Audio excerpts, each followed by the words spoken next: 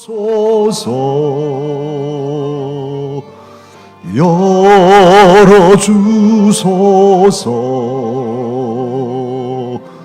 주님 말씀 들을 수 있도록 열어주소서.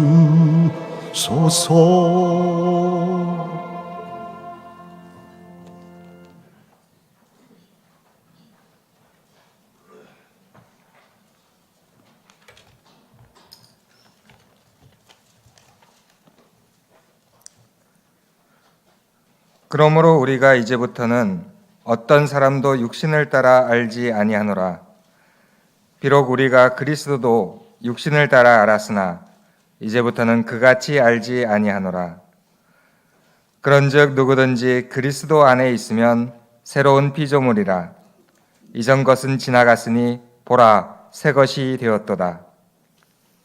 모든 것이 하나님께로서 났으며 그가 그리스도로 말미암아 우리를 자기와 화목하게 하시고 또 우리에게 화목하게 하는 직분을 주셨으니 곧 하나님께서 그리스도 안에 계시사 세상을 자기와 화목하게 하시며 그들의 죄를 그들에게 돌리지 아니하시고 화목하게 하는 말씀을 우리에게 부탁하셨느니라.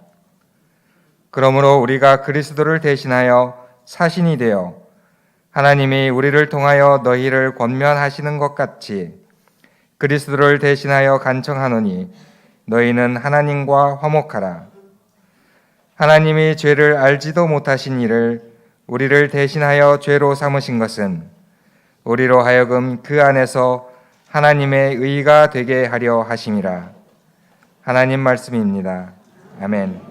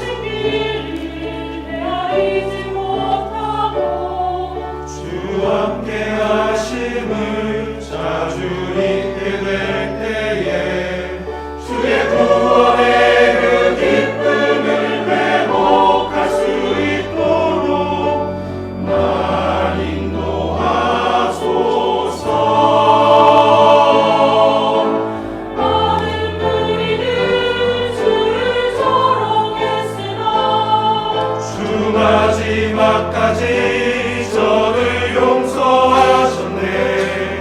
날 구원하시려 모든 것 내어주신 곳 사랑의 갈고리. 그 십자가의 사랑을, 그 십자가의 은혜 기억하도록, 그 십자가의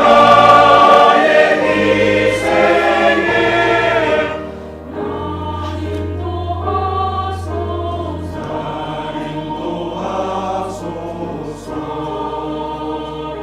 사랑의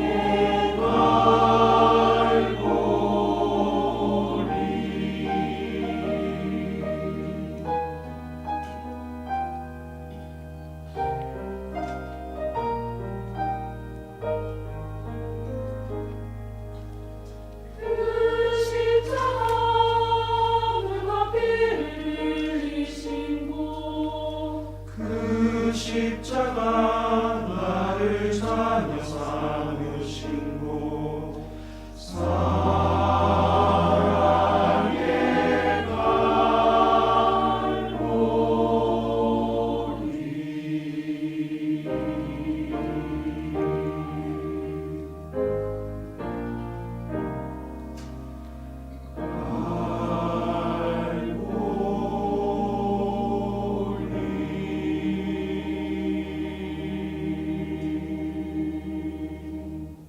아멘.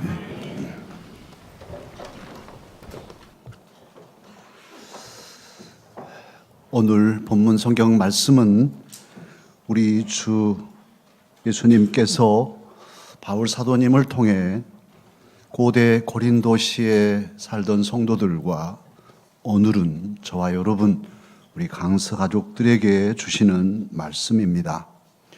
고린도시에는 신화가 있었습니다. 그리스 신화 중에 시지프스, 고린도를 건설한 왕이 시지프스인데, 이 시지프스는 히랍의 신들에게 벌을 받아서 그가 바윗돌을 머리에 이고 산 꼭대기까지 올리면 도로 바위가 또르르 내려가고, 또 그러면 또 다시 그 바위를 온 힘을 다해서 올리는 반복하는 형벌을 받았습니다. 히랍 신화로 하면, 그리스 신화로 한다면 오늘 또 시지프스는 지금 돌을 올리고 있을 것입니다. 그런데 문제는 시지프스가 안다는 것이죠. 자기가 하고 있는 이 무의미한 반복을, 아무리 돌을 올리면 또 내려가는 이 일이 아무 의미 없는 일이라는 걸 알고 있습니다. 얼마나 힘들겠습니까? 그 무의미성을 알면서도 반복해야 하는, 지각이 없다면 모르지만 지각이 있는 사람이라면 견디기 어려운 형벌일 것입니다. 그런데 사실은 저와 여러분은 어떠한가요? 할아버지 할머니들이 살아오셨던 그 방식과 삶들을 아버지 어머니가 반복하셨고, 또 말도 그렇고 행동도 그렇고 나도 똑같이 아버지같이 하고 있을 때가 많습니다. 우리 자녀들도 또 그러겠죠. 반복하는 이 지루함, 그리고 무의미성. 봄날은 간다고 제가 칼럼을 썼는데요, 봄날이 왔어요. 필마공원에 또 산수유가 피고, 오늘 아침 보니까 목련도 이제 곧 피어나려고 합니다. 저것들이 작년에도 피었었고요, 올해도 지금 피우고 내년에도 또 피겠죠. 우리가 죽고 난 뒤에도 저 녀석들은 피고 지고 할 것입니다. 봄날은 와도 또 곧 갑니다. 반복하는 이 지루함, 피곤함. 바울 사도님은 로마서 8장 22절에서 그렇게 말씀합니다. 피조물이 다 이제까지 함께 탄식하며 함께 고통을 겪고 있는 것을 우리가 안다. 모든 피조물도 반복하는 지루함 속에 고통을 겪고 있습니다. 그래서 구약의 지혜자는 전도서에서 1장 2절 이하에서 그렇게 말씀하였지요.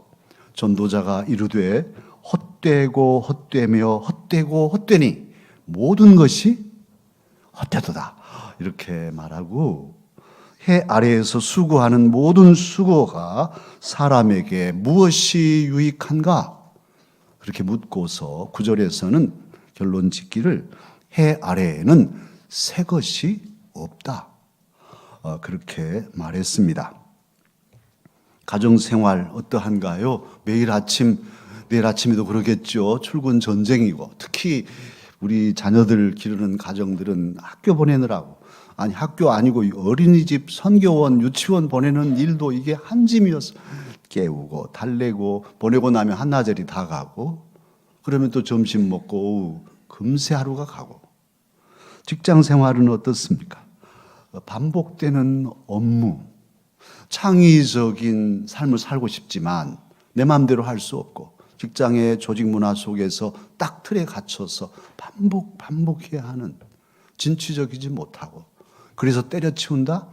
아이고, 안 되는 것이죠. 목구멍이 포도청이고 달린 식구가 얼만데 안 되는 것이죠. 그래서 또 참고 아리나 쓰리나 반복하며 살아가는 인생.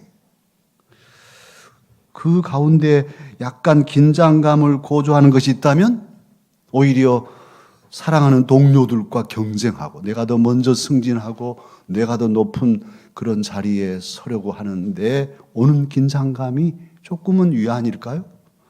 좋지 않은 위안일 수 있겠습니다. 이런 삶의 방식이 우리에게 일반적으로 적용되는 방식입니다. 그래서 오늘 바울 사도님을 통해 주님은 16절에서 이런 삶을 가리켜 사람을 육신을 따라 아는 방식이라고 설명하고 있습니다.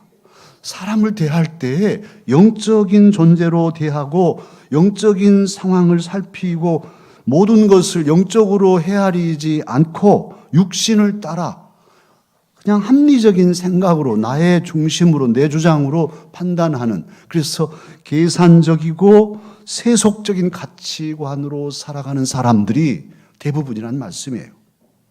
무슨 방법으로든 내 자식 1등하면 박수치고 잘했다, 그 1등 했으니 좋다, 어떻게 하든지 방법이 약간 잘못되더라도, 아버지가 고등학교 선생님이면 시험 문제 낼 때 딸에게 가르쳐 주어서 1등하게 하고, 그리고도 괜찮아, 다 그런 걸.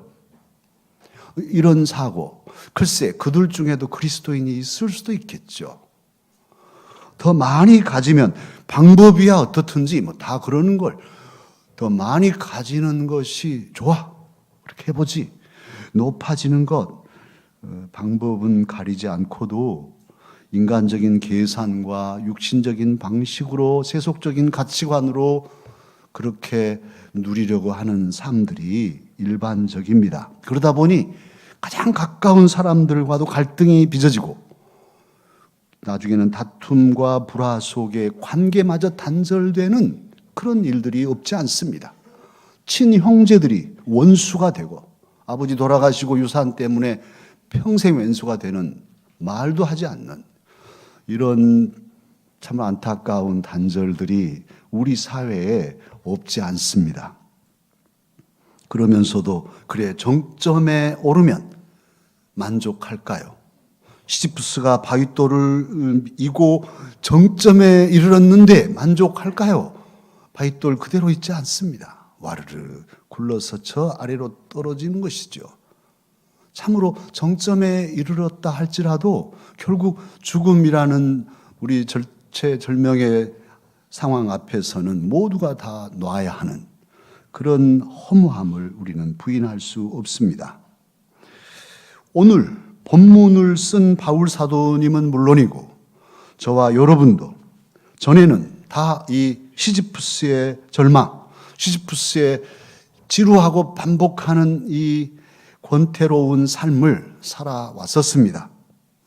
그런데요, 오늘 놀랍게도 우리 주 예수님은 바울 사도님을 통해서 저와 여러분에게 아주 큰 선물을 주고 계십니다. 전에는 사람을 알아도 육신을 따라 알았고, 심지어 예수님을 알아도 육신을 따라 알아서 바울 사도 예수 믿는 사람들을 잡아 가두고 죽이는 일에 앞장섰지요. 그런데 오늘 16절 하반절에서 그렇게 말합니다. 이제부터는 그같이 알지 아니한다 하면서 놀라운 말씀 17절인데요. 이 말씀을 저와 여러분에게 주시는 하나님의 선물로 믿고 함께 읽겠습니다. 그런즉 누구든지 그리스도 안에 있으면 새로운 피조물이라. 이전 것은 지나갔으니 보라 새 것이 되었도다. 할렐루야. 놀랍습니다. 인간사가 지루한 반복이고 결국은 죽음으로 끝나는 허무임에도 불구하고 이 지루한 굴레를 끊어버리고 새롭게 살아가는 기적이 있다. 오늘 말씀하십니다. 죽음과 허무의 끝을 영원한 시작으로 이어주시는 새 생명이 있다고 오늘 말씀은 증거합니다. 도대체 어떻게 이런 일이 일어날 수 있을까요? 계속 반복되어 살아가는데도 이 삶이 어떻게 새로워지며 우리가 죽음 후에도 어떻게 우리는 영원한 하나님의 나라로 이어갈 수 있을까요? 또 그런 일이 어떻게 일어났을까요? 오늘 본문 말씀 다시 새기면 누구든지 어떤 사람이든지 빈부 귀천을 따지지 않고 누구든지 그리스도 안에 있으면 새로운 피조물이라. 할렐루야. 새롭게 되는 비결이 그리스도 예수 안에 있다 하십니다. 지루한 일상이 새로워지는 비결, 그것이 예수 그리스도 안에 있다 하십니다. 낡고 쇠하고 닳아진 사람이 새 사람 되는 비결이 예수 그리스도 안에 있다. 오늘 하나님의 진리의 말씀으로 증거해 주십니다. 도대체 그리스도 안에 있으면 왜 우리가 새로워질까요? 도대체 예수 그리스도께서 우리를 위해서 무슨 일을 하셨길래 우리가 새로워질 수 있다 하실까요? 오늘 성경을 좀 앞뒤로 보면 그리스도의 사랑이 있어서 저와 여러분은 새로워질 수 있습니다. 오늘 14절에 보면 그리스도의 사랑이 우리를 강권하신다고 말씀하고 있죠. 그리스도의 사랑이 우리를 강권하신다는 말씀을 다른 번역에서는 그리스도의 사랑이 우리를 휘어잡는다 이렇게 표현하고 있습니다. 우리는 절망에 빠지고 또 반복되는 지루함 속에 인생을 허망하게 생각하고 허무함에 젖어갈 때 우리 주 그리스도께서 우리를 휘감아서 아니야, 너희는 새 사람이야, 너희에게는 영원한 생명이 있어 하고 우리를 휘어잡아 주십니다. 할렐루야. 그 사랑이 그렇게 우리를 휘어잡는다 하십니다.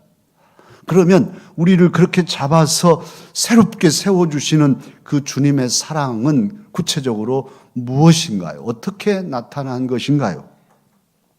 오늘 15절에 보면 그리스도 그가 모든 사람을 대신하여 죽으셨다. 그렇게 증거하고 있습니다. 예수 그리스도의 죽으심은 십자가지요. 십자가로 상징되지요. 십자가는 예수 그리스도께서 저와 여러분의 죗값을 치르시기 위해 죽으신 형틀입니다. 그래서 그 십자가를 우리가 바라볼 때 십자가의 도, 십자가의 진리라 하고 십자가의 복음이라고도 부르지요.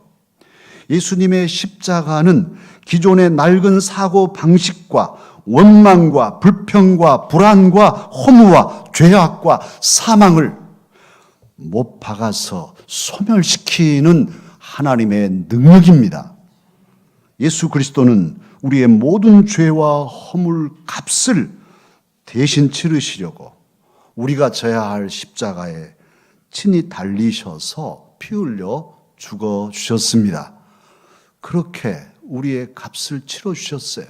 우리가 외상을 달아놓고 외상값이 죽음인데 그 외상값, 갚을 길이 없는 죽음의 외상값을 우리 주 예수님께서 외상값 얼마요? 목숨값이요? 줬소 하고 십자가에 달려서 저와 여러분의 죽음을 대신 죽으시고 대신 피 흘리셔서 우리를 속량해 주셨습니다. 하나님의 원리는 분명합니다. 이제 나이를 들어 가신 분들은 다 아시죠? 저 위로 어르신들은 이미 다 터득하고 계시는 진리. 이 세상을 이렇게 잘 살펴보면 예사롭지 않습니다. 꽃 한 송이 피고 지는 것도 예사롭지 않아요. 다 하나님의 섭리, 하나님의 지으신 질서들이 있어요. 생명의 원리가 무엇이냐 하면 새로운 생명의 역사는 희생과 죽음을 통해 시작되게 하셨어요. 여기 미랄 한 알이 있다 하면 이 미랄 한 알은 그냥 두면 1000년이 가도 미랄 한 알이에요. 이집트의 미라 발굴할 때 몇 천 년 전에 콩알, 그게 지금도 콩알 심었더니 싹이 터서 열매 맺네요. 미랄 하나가 땅에 떨어져 심어서 자기 형체를 다 깨뜨리고 썩으면 죽으면 여기서 싹이 나고 싹이 나면 꽃을 피우고 꽃을 피우면 열매 맺어서 30배, 60배, 100배의 생명 역사를 이룹니다. 이것이 하나님이 정하신 자연의 법칙이에요. 그런데 이 물리적인 원리는 그대로 영적으로도 적용되지요. 그래서 예수님 말씀하셨죠. 미랄을 비유로. 사실은 예수 그리스도께서는 생명의 미랄이 되셨습니다. 하나님 보좌를 버리시고 낮은 곳에 사람 되어 오시고 저와 여러분의 죄값을 온몸으로 감당하시고 당신이 죽으셔서 저와 여러분을 포함한 만민이 영원한 생명을 얻게 하셨습니다. 이것이 십자가도 사랑입니다.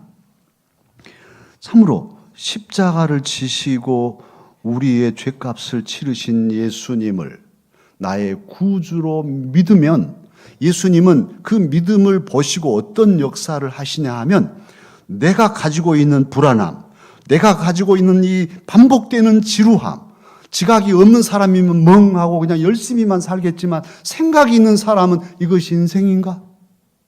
내가 이렇게 인생 살다가 끝나면 도대체 어디로 가나? 생각 있는 사람이면 해보지 않겠어요?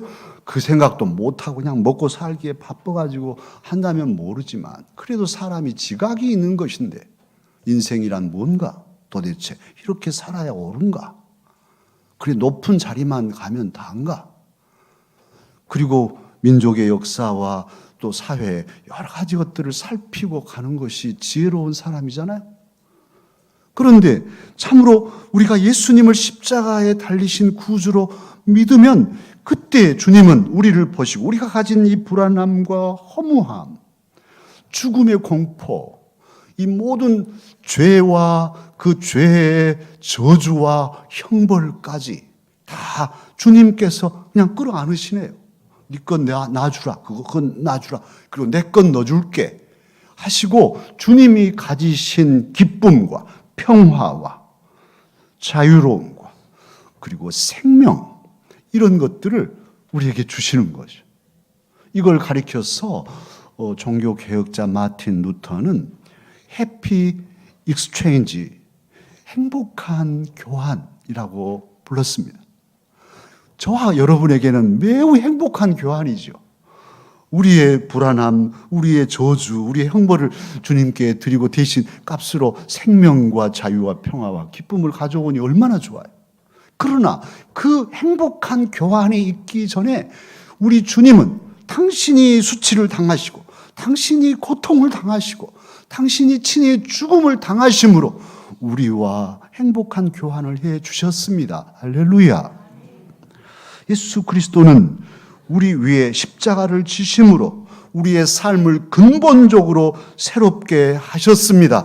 삶의 형태는 그대로지요. 키 그만큼 모습 그대로. 예수님 믿고 났더니만 자고 났더니 남편이 싹 바뀌어졌네. 다른 남편, 이웃집 아저씨가 내 남편이 됐네. 이런 일은 없습니다. 똑같아요. 살고 있는 집도 예수님 믿고 났더니 펑 하고 100평 팰리스 아파트가 되는가? 그렇지 않아요. 똑같은 새빵 그대로일 수 있어요. 현실은 그대로예요. 그러나 예수 그리스도를 믿으면 우리는 새롭게 되는데 바로 그것은 나의 삶의 가치관이 새로워지고 내 사고 방식이 확 바뀌어지고 무엇을 우선으로 살 것인가가 달라지니 이것이 새 삶이죠. 새 옷을 입으면 새 삶을 살까요? 새 집에서, 남자들은 뭐 자동차 좋아하니까 새 아주 멋지고 고급스러운 자동차, 뭐 몇십억 되는 자동차도 있습니다. 좀 깜짝 놀랐는데 그런 자동차 탁 타고 시작하면 인생이 새로워질까요? 그렇지 않습니다. 그것이 우리를 새롭게 하지 못해요. 참으로 우리를 새롭게 하는 것은 내 안에서 이루어집니다. 내 생각이 바뀌고 내 영적인 신분이 새롭게 되고 내 심령이 새로워져야 새 인생을 살 수 있습니다. 반복되는 필마고원의 계절을 보는데요. 21년째 보고 있지 않습니까? 점심에 차 한 잔 가지고 이렇게 유리창 밖을 보면 정말 시가 써지고 얼마나 그 햇살이 나뭇가지에 부딪혀 빛나는 모습, 거기에 나무 이파리 팔랑거리는 거, 참새떼가 우르르 내렸다가 또 고양이가 오면 올라가 도망가고, 이런 모습들을 보면요 얼마나 행복한지. 꽃 한 송이 한 송이들이 반복되는 지루함이 아니라 우리에게 주는 기쁨이 있습니다. 내 안에 심령이 새로워지면 나뭇이파리 하나 팔랑거리는 것까지도 이게 기쁨인 거. 너무너무 새롭고 신기하고, 꽃 한 송이가 그냥 피어 있습니까? 깊이 보면 하나님의 솜씨를 알게 되고 찬송이 절로 나오고, 심령이 새로우면 새 삶을 살 수 있습니다. 오늘 그런 점에서 15절에 보면요, 예수 그리스도 그가 모든 사람을 대신하여 죽으심은 살아있는 자들로 하여금 다시는 그들 자신을 위하여 살지 않고 오직 그들을 대신하여 죽었다가 다시 살아나신 이를 위하여 살게 하려 함이라. 할렐루야. 예수 그리스도는 십자가에서 죽으심으로 그 사랑의 복음 사건을 통해서 저와 여러분의 삶의 방향을 새롭게 하여 주셨습니다. 저와 여러분의 삶의 목적이 달라지게 하셨습니다. 그렇게 함으로 우리를 새 사람 되게 하셨습니다. 전에는 나만 위해 살거나 내 중심으로 모든 걸 판단하고 내 중심적 사고로 삶을 살았습니다. 그러나 예수 그리스도를 영접한 후로는, 주님이 내 안에 오신 후로는 내가 주인이 아니라 예수님이 나의 삶을 이끌어 가시니까 주님 어떻게 할까요? 그래서 주님 위해서, 나를 위해 죽으신 주님 위해서 살게 됐어요. 자식들을 길러도 옛날에는 내 중심이니까 저것들을 길러서 나중에 노년에 내가 덕이나 볼까? 이런 얄궂은 생각이었다면 이제는 주님의 사람이 되고 나면, 그래, 전수들 길러서 내가 무슨 아무 대가를 받지 않더라도 잘 길러서 주님의 영광을 나타내는 사람으로 길러내면 나는 할 바 다 했네. 나는 기쁨이네. 그렇게 살게 되니 매일 일상이 지루하지 않고 오히려 감사이지 않겠습니까? 참으로 그게 새로워진 삶의 모습입니다. 예수님을 위하여 산다는 것은요, 하나님을 위하여 산다는 것은 이타적인 삶을 살 수밖에 없어요. 보네토는 그래서 그리스도를 가리켜 타자를 위한 존재, 다른 사람을 위하여 사는 사람이 저와 여러분 그리스도인이라고 하였어요. 우리 강사가족은 늘 기억합니다. 하나님 사랑, 이웃 사랑. 이건 아주, 아이고 담임 목사님인데 더 이상 너무 지루하게 계속 하지 마십시오 해도 저는 은퇴할 때까지 계속 할 텐데요. 하나님 사랑, 이웃 사랑은 이건 꽁꽁 묶어져 있어요. 그런데 하나님을 사랑한다는 사람들이 저놈들 죽어도 괜찮아, 지옥 가도 괜찮아, 이런 분들도 있고요. 난 참 도대체 저분들이 예수님을 믿나? 원수도 사랑하라고 하셨는데 어떻게 저런 독한 삶을 살 수 있을까? 자식을 잃고 울고 있는데 옆에서는 막 폭식하네. 어떻게 그리스도인이 그럴 수 있을까? 그냥 그리스도인 아니어도 인정도 없을까? 사랑하는 강서가족 여러분, 하나님 사랑하면 이웃을 사랑하게 됩니다. 하나님 사랑한다고 하면서 이웃 사랑하지 않으면 가짜죠. 그건 신앙이 아니에요. 비슷한 신앙인일 수는 있겠지만요. 예수님은 말씀하셨습니다. 오른편 그 양들에게 지극히 작은 자 하나에게 한 것이 곧 누구에게 한 것이라? 내게 한 것이라 주님 말씀하셨습니다. 그러기에 잘 안 되지만 우리는 주님의 사랑으로 사랑합니다. 조금 전에도 우리 교제했고, 또 지나가는 분들이나 또 어려운 이들, 가난한 이들, 정말 그런 이들일수록 우리가 더 잘 안 되죠. 다가가기 썩 그렇고. 그러나 그래도 주님 사랑하는 마음이라면 주님이 원하셨으니 내 주님 섬기는 마음으로 가까이 가서 보살피고 주님 사랑, 이웃 사랑을 실천하는 것이죠. 그렇게 참으로 이웃을 지향하는 삶의 목적, 목표, 방향이 달라진 것이 바로 새 삶의 모습입니다.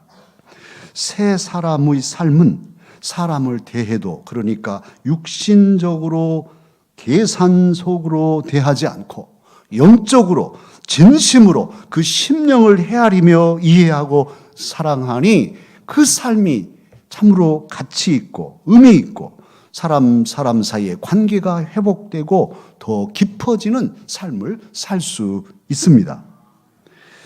이것은 먼저 예수 그리스도를 통해서 하나님 아버지와 우리가 화목하게 된 까닭으로 이제 일어나는 결과이죠. 하나님은 예수 그리스도 그 아들을 십자가에 매다 하심으로 죽게 하심으로써 저와 여러분의 죄를 속량케 하시고 이제 예수 그리스도를 통해서 우리와 화목하셨습니다. 전에는 우리가 원수였고 하나님을 어떻게 아버지라 불러요. 그러나 이제 하나님께서 괜찮다 하시고 사랑으로 감싸시고 휘감아서 너는 내 자녀라, 너는 내 사람이라, 그렇게 우리와 관계를 회복하여 주셨습니다. 이제 우리는 하나님을 아버지라 부르며 지금도 예배하며 하나님과 교제합니다. 이 시간에 하나님은 부족한 종을 통해서 또 설교하게 하시고 이 말씀을 통해 여러분의 마음을 두드리고도 계시잖아요. 아멘 하면 바로 주님이 우리 안에서 역사하시니까요. 이런 더 깊은 교제를 나누게 하신 것이죠. 전에는 하나님과 불화하고 그래서 부부간에도 썩 좋지 못하고 가족들 봐도 만족이 없고 직장에 가면 더 짐이 더 많고 그랬지만은 하나님과 이제 화목하게 되니 내 영이 살고 내 안에 하나님의 사랑이 차오르니 이제 모든 관계들이 회복되고 자녀들 뭐 여러 가지 어려워도 다 끌어안고 내 사명을 잘 감당해서 가정을 천국을 만들게 되고 직장에 가도 내가 그리스도인으로서 그래 못난이 같이 취급되더라도 주님이 나를 아시니 최선을 다해서 그리스도의 향기를 알리리라 그렇게 헌신하니 나중에는 진정한 존경을 받게 되고요. 우리 일상이 반복되는 그런 지루함이 있지만은 이제 이 지루함 속에서도 우리의 삶의 목표를 주를 위하여 이렇게 정하면 모든 것이 새로워지는 것이죠. 나의 하루하루의 삶이 하나님께 영광을 돌리고 주님이 부르시는 그날까지는 이 주어진 과정에서 최선을 다하고 그렇게 살다가 딱 한 번뿐인 삶인데요. 두 번도 살 수 없는데 주님 부르시면 다 털고 주님 제가요 정말 힘들었지만 주님 아시죠? 최선을 다한 것 주님 정말 저로서는 열심히 하고 왔습니다. 오냐 내 종 너는 정말 어려운 거 내가 다 봤다마는 그 어려운 고비고비에도 눈물 흘리면서도 너 믿음 잃지 않고 사명 잃지 않은 것 내가 다 안다. 오냐 내 사랑하는 종아 하고 안아주실 것입니다. 그러기에 우리의 삶은 지루하지 않고 반복되지만 그 안에서 하나님을 우러르며 하나님 기뻐하실 삶을 살아갈 수 있습니다. 그런데 하나님 아버지는요, 우리가 주 안에서 이제 일상성 속에서도 기쁨을 누리며 사는 것으로 만족하지 않으시고 더 큰 기대를 하고 계십니다. 그 기대가 바로 오늘 본문 18절 하반절에서 19절에 기록되어 있습니다. 또자가 있죠. 18절 하반절에 또자부터 함께 19절까지 읽겠습니다. 또 우리에게 화목하게 하는 직분을 주셨으니 곧 하나님께서 그리스도 안에 계시사 세상을 자기와 화목하게 하시며 그들의 죄를 그들에게 돌리지 아니하시고 화목하게 하는 말씀을 우리에게 부탁하셨느니라. 아멘.